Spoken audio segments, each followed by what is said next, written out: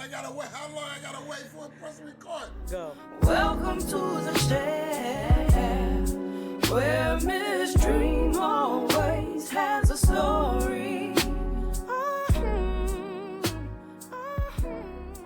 I'm Dreme, a black woman with many beautiful interconnecting identities. A few I will name at this moment as we get started on this podcast journey together. A Bostonian, born and raised in the inner city, Dorchester and Roxbury neighborhoods, to a teenage single mother who has my whole heart. An educator, I've been working with youth and children since my teenage years, and formally, I have been teaching almost a decade now. That's wild to think about. An entrepreneur, I am the founder of The Chair, a black and brown centered tech platform dedicated to supporting people on their hair journey, where you can design hairboards, connect to hairstylists, and share hair care tips for a more joyous experience. I have a workable site, my prototype. It took me 2 years to build, and now I'm on this adventure that you're currently on with me. My goal for this podcast is to share stories, black stories, educator stories, entrepreneurship stories, and hair stories.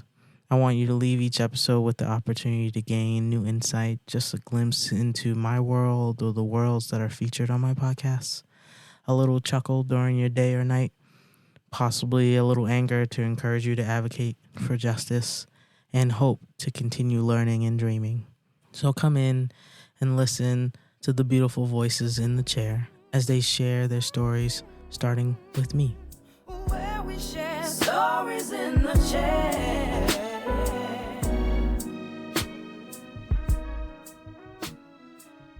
Hey beautiful people, it's Dreme.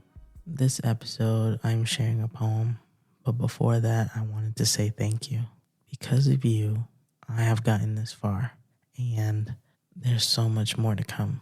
I will continue The Chair, continue releasing episodes weekly and sometimes daily. I want to say thank you because you've been on my journey, seeing me, hearing me talk about my experiences as an educator, as an entrepreneur, an activist, a learner. Because of you, because of every single download and every new listener gained, we continue to grow. And I want to just share a little more of my story. So stick around and listen to my poem. Where we share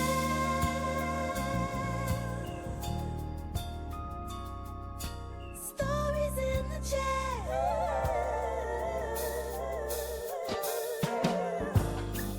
Look, it's my commercial. We will be right back. It's more than just a bad hair day. It's a journey. Finding the right hairstyle isn't easy, nor is finding the right stylist or the right products. Looking in every corner of the web gets messy, overwhelming, and exhausting. All the ads, the articles, the products, the videos, it shouldn't be this hard, but it is. And now, it isn't. The Chair. A black and brown centered platform where you can design hairboards, connect to hairstylists, and share hair care tips for a new, joyful path on your hair journey.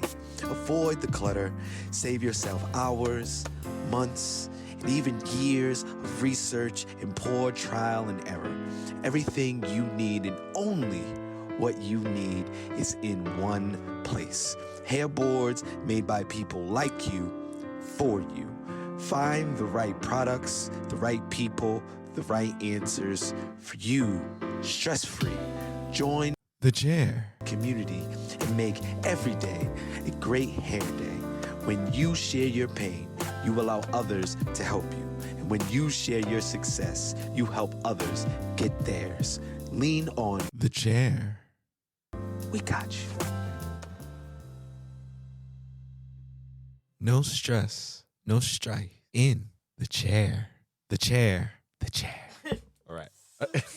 Oh, and if you're interested to learn more about my experiences as a black woman and educator in Guangzhou, China, I wrote my first ebook titled Nowhere and Everywhere, captured emotions of a beautifully broken love story. It is on lulu.com. Take a read and see some beautiful photography of mine. Enjoy the rest of the show. The chair.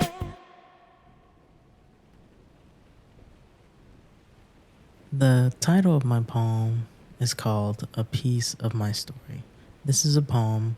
This is an intellectual debate with society. I am a ghetto child who gets butterflies in her brain. I grew up in the ghetto where I lived in apartment H on the 4th floor with no elevator on Section 8 and food stamps. I grew up in the hood when dancing in the avalanches of fire hydrants during the summer heat waves was a requirement. I did not grow up in the projects. I grew up on a dead-end street on concrete. I was in 6th grade history, studying the Holocaust when I learned the definition of ghetto, the origin, Jews, captivity, discrimination, home, death, different. In your ghetto, did you ever have needles scattered in the wood chips of your playground? I have. Have you ever had to step over drying blood on your stoop? I did. That was the last straw for my mom, for us to move. Not the constant strobe lights of police lights, or when gunshots roared and my mom's thumbs and pointer finger would massage the volume knob on the stereo, intermingling her humming and vocal melodies with thumping bass lines, thinking we wouldn't hear the difference. In the 8th grade, Sister Susan, the white nun, my English teacher, slammed a stapled packet of statistics on each of our desks. Statistics looking like black ants in formation, highlighting because I, Dreme, grew up in this neighborhood with this single parent while holding this racial identity, with a mother making this level of income, and us experiencing these traumas, my life would be a failure unless I listened to the old white lady. That's problematic. That's anti-black. We didn't talk about systemic racism, oppression. It was pick up that pencil and be great, be excellent. Your imagination is only on paper. That's pull yourself up by your bootstraps. That sounds like meritocracy. Listen, Dreme. Follow directions, Dreme. Don't ruin your opportunity by talking too much, Dreme. Come on. Now that's just racist. Today, I'm well read, I'm well spoken, and I'm well aware of phrases used to limit access to groups of people to eliminate their point of view from conversation. Let's continue. I have the ability to articulate my trauma with the pencil, leaving smudges from left-handed struggles while twirling red ribbon with left-handed scissors to make sure you know it's a gift to unpack my story. My best friend told me I don't talk about myself enough. There's a difference between humble and modest, Dreme, she clarified. I imagine sitting on the floor of the middle of a canoe with humble at one end and modest at the other, and my canoe is tipping more towards modesty. So let me attempt to stand, to share the words of the intellectual, since a list is not enough because I'm different. I'm a 3-degree holder where classes and books are trampolines into the skies of my imagination, and while in the heavens, God graces me with the microphone and laughter to become that podcaster, that speaker, whose voice comes out in a tornado, whirling white thoughts, making them pick up another book to keep up. I became a Fulbrighter, validated white nervousness of my intelligence as I am deemed the intellectual, elitist even, selected few, a part of the brilliant bunch, but I focus on walking injustices shimmying into the crevices. But I focus on the erasure of my people, marginalized people, and other melanated folks. We are the individual light bulbs to my light bright. I am a ghetto teacher. A ghetto kid sees me as their smart black teacher. They don't see the gangsters who fed me and the crackheads who raised me. I am a world traveler. A ghetto kid sees me as the teacher who has gone places. Ghetto kids don't see. For every bite of a new food I try, it's for every friend who still walks past dried out candles and battered picture frames on sidewalks. For every dance floor I glide onto, is for every cousin that feels trapped in their own skin. For every body of water I swim in is for every ghetto kid that hasn't left the city. I am that tech entrepreneur, stacking words to tower over disbelief and self-hatred, coding communities through coils and naps, networking through purple ribbons of regality and laughter in tear-filled stories. I am not just building a tech company, I am building so much more. My blackness has been colonized and weaponized.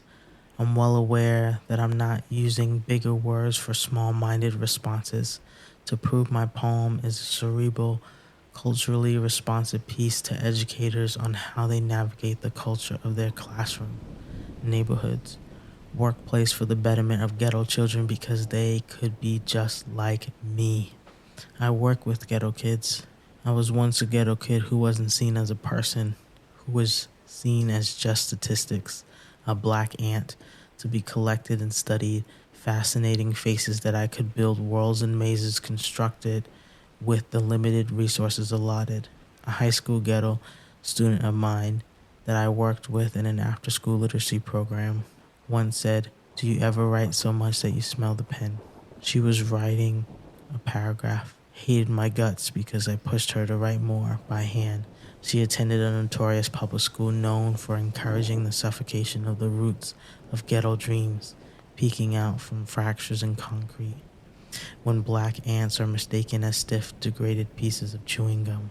I was reminded on MLK Day, listening to Robert Glasper, a black musician, glide over keys say, while I swam in a sea of whiteness, every block, every hood, every city, every ghetto needs a black superhero.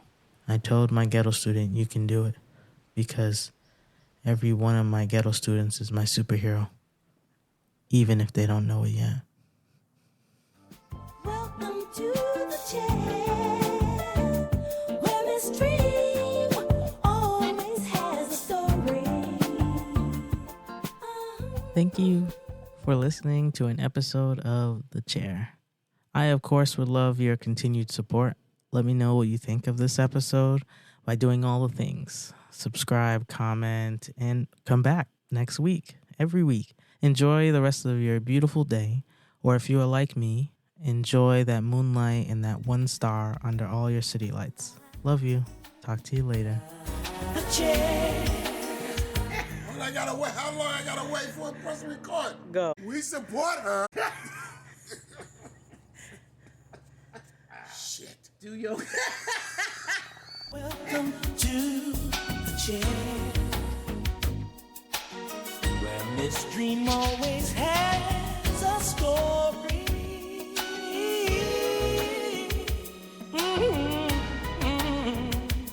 Where we share